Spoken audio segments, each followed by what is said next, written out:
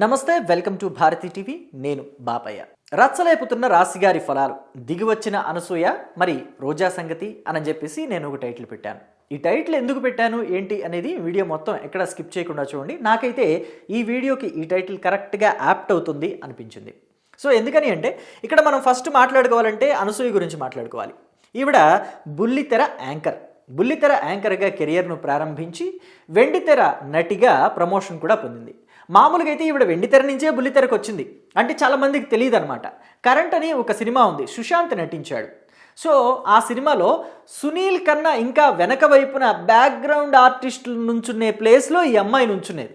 So అంటే చూడండి, background artist, second grade artist కూడా కాదు, ఇంకా బ్యాక్గ్రౌండ్ ఆర్టిస్టులు అంటే వాళ్ళకి డైలాగులు కూడా ఉండవు. అలా చూస్తూ ఉంటారు, హీరో వెంకో లేకపోతే కమెడియన్ వెంకో లేకపోతే హీరోయిన్ వంకో అలా ఆశ్చర్యంగా చూస్తూ ఉంటారు. వీళ్ళకి డైలాగులు కూడా ఉండవు. ఆ స్థాయి నుంచి బుల్లితెర మీదకి రాగలిగింది, అది కూడా జబర్దస్త్ పుణ్యమా అంట. సో జబర్దస్త్లో కాస్తో కోస్తో ఫేమ్ వచ్చిన తర్వాత రంగమ్మత్త క్యారెక్టర్ కోసం సుకుమారు రంగస్థలంలో తీసుకున్నాడు. సో ఆ రంగమ్మత్తగా ఫేమస్ అయింది కాబట్టి మళ్ళీ సుకుమారే ఆ తర్వాత సినిమా పుష్పలో 2 పార్ట్ల్లోనూ ఉండేలాగా చూసుకున్నాడు. మొత్తం మీద అనసూయ అసలు ఇక కింద మీద ఆగటం లేదు. సో దాన్ని బట్టి నాకేమర్థమైందంటే ఆవిడ చాలా పెద్ద డిమాండ్ ఉన్న స్టార్ ఆర్టిస్ట్గా మారిపోయాను అని చెప్పేసి ఆవిడ ఫీలింగ్లో ఉంది. అందుకనే దారిని పోయే కాంట్రవర్సీలను కూడా ఆవిడకే తగిలించుకుంటూ ఉందన్నమాట. ఆవిడ హ్యాండ్ బ్యాగ్ లాగా మార్చుకుంటుంది దారిని పోయే కాంట్రవర్సీని కూడా. అందుకే శివాజీ కాంట్రవర్సీ మాటలు మాట్లాడినప్పటికీ, ఆ కాంట్రవర్సీ మాటల్లో అనసూయకి సంబంధం లేకపోయినప్పటికీ, అనసూయ హీరోయిన్ కాకపోయినప్పటికీ కూడా ఆవిడే ఆ కాంట్రవర్సీని తెచ్చి హ్యాండ్ బ్యాగ్ లాగా చంకలో పెట్టుకొని తిరుగుతోంది.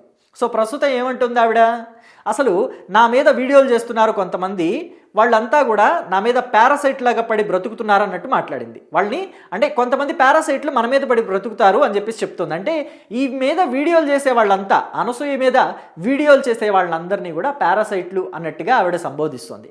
నిజానికి ఆవిడ మీద చేసే వీడియోలతో రెవెన్యూ ఎంత వస్తుందని ఆవిడ అనుకుంటుందో, ఆవిడ గురించి ఆవిడ ఎంత ఎక్కువగా ఊహించుకుంటుందో నాకు తెలియదు. కానీ ఆవిడ మీద మనం ఒక వీడియో చేసి నెట్లో పెడితే, అంటే యూట్యూబ్లో పెడితే, దాని మీద వచ్చే రెవెన్యూ తోటి ఆ రోజుకి ఆ యూట్యూబ్ స్టూడియోకి మొత్తానికి కరెంటు బిల్లు కట్టడానికి కూడా చాలదు, అంత తక్కువ రెవెన్యూ వస్తుంది.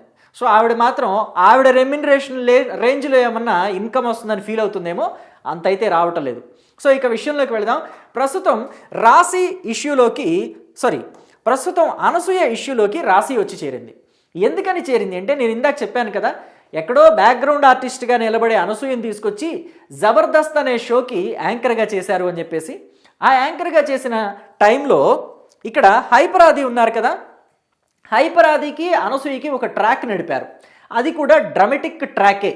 ఎందుకంటే ప్రేక్షకుల్ని ఎంగేజ్ చేస్తూ ఉండాలి, ఆ షో మీద ఇంట్రెస్ట్ క్రియేట్ చేస్తూ ఉండాలి. ఆ క్రమంలో అనసూయకి హైపర్ ఆది సైట్ కొడుతున్నాడు అన్నట్టుగా, పెళ్ళైన అనసూయని తెలిసినా సైట్ కొడుతున్నాడు అన్నట్టుగా ఒక ట్రాక్ నడిపారు. ఆ క్రమంలో హైపర్ ఆది స్కిట్లోకి అప్పుడప్పుడు మధ్యలో వస్తూ వెళ్తూ డైలాగులు చెప్తూ ఉండేది. ఈ క్రమంలోనే రాశి ఫలాలు అని చెప్పేసి, హైపర్ ఆది అంటే రాశిగారి ఫలాలా అని చెప్పేసి అనసూయ అమాయకంగా అడిగినట్టుగా అడుగుతుంది అనమాట. సో అయితే ఆ డైలాగ్కి ఆడియన్స్ నవ్వారు, అక్కడ ఉన్న ఆడియన్స్ నవ్వారు. ఆడియన్స్ నవ్వితే నవ్వారు, రోజా కూడా నవ్వింది, జడ్జిగా ఉన్న రోజా కూడా నవ్వింది. అది ఎంత అసభ్యకరమైన మాట. రాశి ఫలాలు అంటే అందులో రాశి లేదు, రాశిగారు ఫలాల్లో మాత్రం రాశి ఉంది అని చెప్పేసి హీరోయిన్ రాశి కూడా చాలా క్లియర్గా చెప్పింది. ఆ మాట అన్నది నా గురించే. మా ఆయన కూడా ఆ వీడియో క్లిప్పింగ్ తీసుకొచ్చి నాకు చూపించాడు. నాకు చాలా బాధ అనిపించింది. అనసూయ ప్లేస్లో నేనున్నా, లేకపోతే రోజా ప్లేస్లో నేనున్నా, ఖచ్చితంగా టేక్ ఆపించి మరి, ఆ జరుగుతున్న షూటింగ్ని ఆపించి మరి ఇలాంటి డైలాగ్ పెట్టొద్దు, సభ్యత కాదు అని చెప్పేదాన్ని. వాళ్ళు మాత్రం దాన్ని అలాగే కంటిన్యూ చేశారు. ఇది ఎక్కడి సంస్కారం, ఇది ఎక్కడి సభ్యత అని చెప్పేసి రాశి మాట్లాడింది. సో అయితే రాశి మాట్లాడిన దాంట్లో కూడా నాకు ఎక్కడా తప్పు అనిపించలేదు. ఎందుకంటే ఒకప్పుడు రోజా రాశి ఇద్దరు కలిసి సినిమాల్లో కూడా నటించారు. వాళ్ళిద్దరూ కలిసి నటించిన సినిమా ఏంటో తెలుసా? పోలీస్ సిస్టర్స్ అని చెప్పేసి ఒక సినిమా నటించారు. వాళ్ళిద్దరూ కలిసి సిస్టర్స్గా నటించారు. మరి తెర మీద అక్కా చెల్లెళ్ళుగా నటించిన వాళ్ళు తెర బయట కూడా అక్కా చెల్లెళ్ళలాగా ఎందుకు ఉండకూడదు? ఏమన్నా స్పర్ధలు ఏమైనా ఉంటే ఓకే, స్పర్ధలే లేవు కదా రాశికి రోజాకి. మరి రాశి మీద అంటే నాతో ఒకప్పుడు కలిసి నటించింది, నాకు సోదరిగా నటించింది ఆ సినిమాలో, నా చెల్లెల్లాంటి దాని మీద అలాంటి కుళ్ళు జోకులు వేస్తే నేను ఒప్పుకోను, ఈ సీన్ ఉండటానికి వెళ్ళేది, కట్ చేయండి అని చెప్పేసి రోజా అడిగితే అసిస్టెంట్ డైరెక్టర్లు, ఆ జబర్దస్త్ డైరెక్టర్లు కట్ చేయకుండా ఉంటారా? అనసూయ మాట్లాడింది, జోకు పేల్చింది, జోకు రాసుకున్నది హైపరాది అనుకోండి. అనసూయ మాట్లాడింది, రోజా కట్ చేయించవచ్చు, కానీ రోజా కట్ చేయించలేదు. అనసూయ కూడా అలాగే ఎంజాయ్ చేసింది, రోజా ఎంజాయ్ చేసింది, కానీ బాధపడింది ఎవరు? రాశి. సో తనతోటి హీరోయిన్ అంత బాధపడుతుంటే కనీసం ఇప్పటికైనా రోజా క్షమాపణ చెప్తుందా లేదా అన్నది ఆవిడ విజ్ఞతకే వదిలేస్తున్నారు జనం కూడా. అయితే అనసూయ మాత్రం ఈ విషయంలో క్షమాపణ చెప్పింది. అనసూయ రాశికి క్షమాపణ చెప్తూ ఒక నోట్ని విడుదల చేసింది. అప్పట్లో నాకు కూడా అంత బాగా తెలుగు తెలియదు అని చెప్పేసి దాంట్లో కూడా మెన్షన్ చేసింది. కొన్ని సందర్భాల్లో ఈ డబుల్ మీనింగ్ డైలాగ్స్ ఎక్కువ అవుతున్నాయి అని చెప్పేసి నేను కూడా ఆ జబర్దస్త్ ప్రోగ్రామ్కి సంబంధించిన అసిస్టెంట్ డైరెక్టర్లతోటి నేను మాట్లాడేదాన్ని.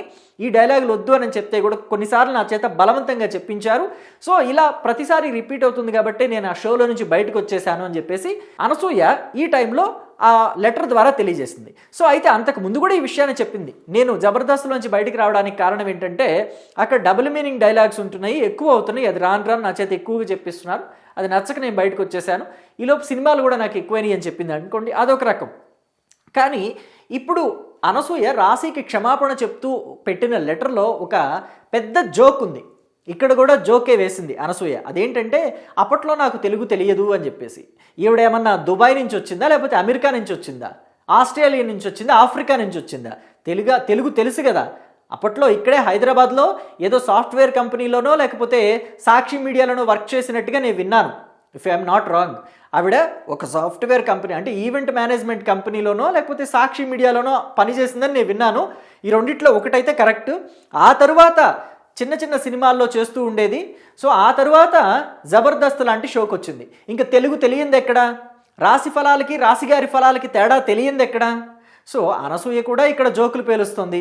సో అనసూయ క్షమాపణ చెప్పేదేదో మనస్ఫూర్తిగా క్షమాపణ చెప్తే బాగుండేది. ఇక రోజా చెప్పక ఒకటే, అనసూయ చెప్పినా ఒకటేనా అన్నట్టుగా ఉంది. సో మొత్తం మీద చూసుకుంటే అనసూయ డ్రామాలకు అంతు లేకుండా పోతుంది. మరి రోజా ఎప్పుడు ఈ విషయం మీద రెస్పాండ్ అవుతుంది? నిజానికి రోజా కూడా ఒకప్పుడు హీరోయినే. 100 సినిమాలు దగ్గరగా 100 సినిమాల్లో హీరోయిన్గా చేసిన నటి రోజా. ఆ తర్వాత క్యారెక్టర్ ఆర్టిస్ట్గా కూడా మారారు.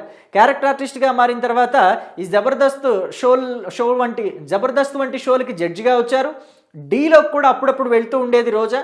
సో మరి అటు పాలిటిక్స్ ఇటు బుల్లితెరని బ్యాలెన్స్ చేసుకుంటూ వెళ్ళింది ఆవిడ. మరి ఆవిడకి తెలియదా ఇలాంటి విషయాల్లో చాలా జాగ్రత్తగా ఉండాలి? నేను బయటికి వెళ్తేనేమో రాజకీయ వేదికల మీద ఆడవాళ్ళ గురించి, ఆడవాళ్ల మాన ప్రాణాల గురించి, శీలం గురించి పెద్ద పెద్ద లెక్చర్లు దంచుతూ ఉంటాను, ఊకదంపుడు ఉపన్యాసాలు ఇస్తూ ఉంటాను. మరి జబర్దస్త్ వేదిక మీద కూర్చొని రాశిగారి ఫలాలు అన్నప్పుడు హహహహ అని నవ్వటం అనేది ఎంతవరకు కరెక్టు అని చెప్పేసి రోజా కనిపించలేదు ఆ రోజు అని ఇప్పుడు అంతా సోషల్ మీడియాలో ఇదే మాట్లాడుతున్నారు. ఎందుకంటే రాశి కూడా ఈ విషయమే చెప్పింది. రోజా అప్పుడు జడ్జిగా కూర్చొని హహహహ అంటూ పెద్దగా నవ్వింది అని చెప్పేసి మాట్లాడింది రాశి. సో తన తోటి నటి ఒకప్పటి హీరోయిన్ రాశి ఎంత బాధపడుతుందా అన్న విషయాన్ని గమనించి రోజా ఇప్పటికైనా దిగొచ్చి క్షమాపణ చెప్తుందా లేదా అని చెప్పేసి అంతా మాట్లాడుకుంటున్నారు. మరి రోజా క్షమాపణ చెప్తుంది అనుకుంటున్నారా? లేదు చెప్పదు, ఆవిడంతే, ఆవిడదో టైపు అని చెప్పేసి అంటారా? మీ అభిప్రాయాన్ని కమెంట్ బాక్స్లో తెలియచేయండి. Thank you.